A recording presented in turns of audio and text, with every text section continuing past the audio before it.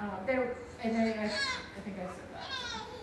And then we recently analyzed data from the National Comorbidity Survey, which provides the most comprehensive epidemiological data on the prevalence of psychological disorders in the U.S. The paper was published in the Journal of Psychiatric Research in 2009. It actually came out online in 2008, the same exact week that Ferguson's 2008 study and Dingell's 2008 study. So we hit the other side with 3 studies in 1 week. That was a Dingell week, but and I'll tell you a little bit more about this one. What we found was abortion made a significant contribution independent of 22 control variables to the following disorders, and the increased risk was between 44% and 167%. The areas that we looked at under anxiety disorders, we looked at panic disorder, panic attacks, PTSD, agoraphobia, with and without panic disorder. In the substance abuse disorders, we looked at alcohol abuse with or without dependence, alcohol dependence, drug abuse with or without dependence, and drug dependence. Mood disorders that we found significant effects for included bipolar disorder and major depression. Abortion contributed independent effects to many disorders beyond that of other stressful life events. This was startling to see. So the abortion had more of an impact on more mental health problems than a history of miscarriage or stillbirth, than rape and abuse of various forms, a life-threatening accident, difficulty paying bills, and health problems. In fact, abortion contributed to more mental health outcomes than rape, sexual abuse in childhood, physical assault in adulthood, physical abuse in childhood, and neglect.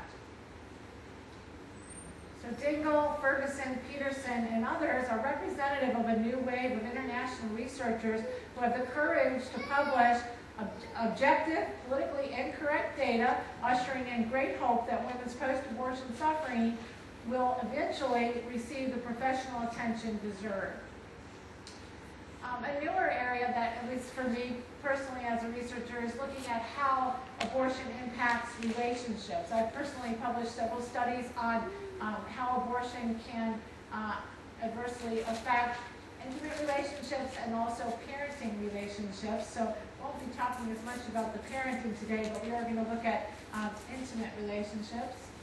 Abortion is inherently relational. Resolution of an unplanned pregnancy is based on each individual's previous experiences, the couple's connection to one another, each partner's relationship to the developing child, and many other personal, relational, and situational factors.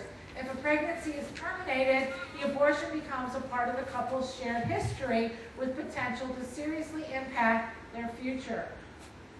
Many couples choose abortion believing that the decision will preserve their relationship if one or both partners feels unprepared to have a child.